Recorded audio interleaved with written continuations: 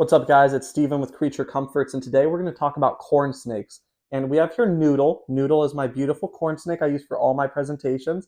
Everyone loves him. He's very friendly. He he moves very quick. He just got out of his enclosure, so he's moving a little more than normal. But hello, I know.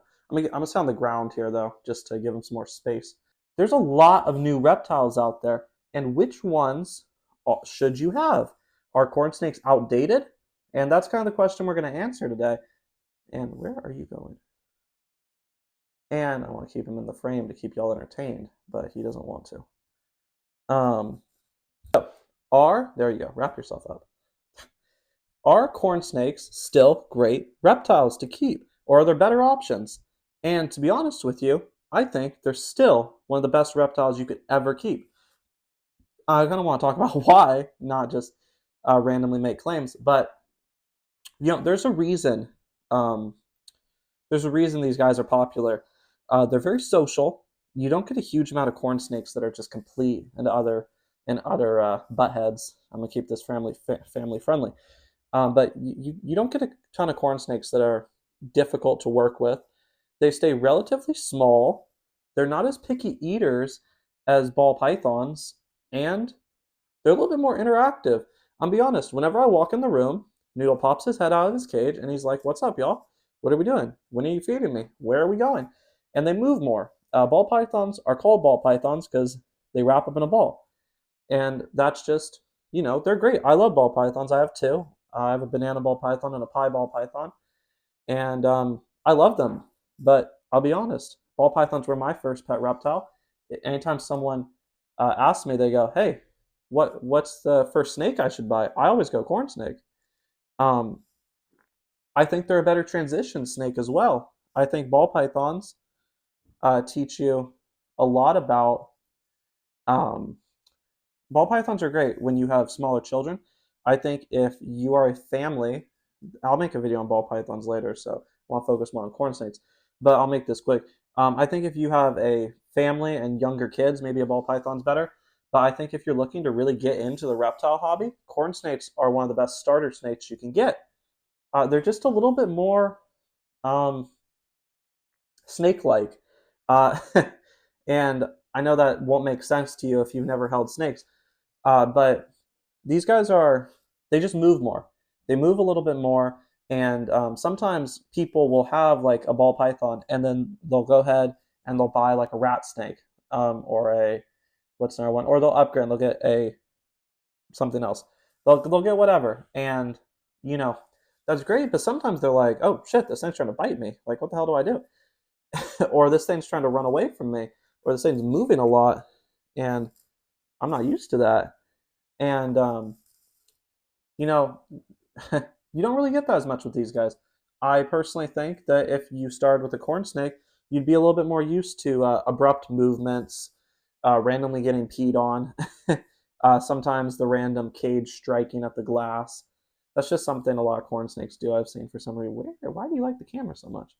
And Noodle's actually, she, whatever. She's gender neutral, I suppose. Um, she she moves a lot. She's pretty big in general, though. Not all corn snakes get this big. And I have zero clue how old she is. She might be 15 years old, to be honest. The person I got her, she's definitely above 10. She's definitely above 10 years old. I'm pretty sure, if I had to guess, I'd say more like towards 15. She's great. Corn snakes, another reason um, I still think corn snakes are great is they're very accessible. They're very easy to get. There's some snakes where you have to ship them across the country, and some people just aren't into that. They don't like shipping reptiles. And if you don't like shipping reptiles, then every local pet store will have a corn snake. And I still recommend getting them from someone who, you know, has, you know, who breeds good corn snakes, But, they're still easy to get. It's not going to be a giant deal finding one. As well as they're very easy to keep. Grab a heat lamp. What are you doing? Grab a heat lamp, a UVB lamp if you want to be fancy, and a water bowl, some substrate to burrow in, and yeah, that's pretty much it. You can decorate the enclosure how you want. They'll be a little bit more, they'll move around a little bit more than ball pythons, or I see some people recommend boas as a first snake. I think that can be a little tricky, to be honest. I think some people who've never had a snake before, what are you doing? I think some people who've never had a snake before will be a little bit nervous around baby boas. They're just a little bit more striky, and that's just how it is. I think corn snakes kind of fit all categories you're looking for in a first pet snake, and I think they transition to other snakes also very well. I think kin snakes are another one that people like, especially because they're native here in California. I think kin snakes are great. I think they're a little bit nippy for first snakes. When I look at a first snake, my criteria is what animal, what animal, or what what's the first reptile you could get that might make you want to have more, or that's going to make you fall in love with reptiles? And I think corn snakes do just that.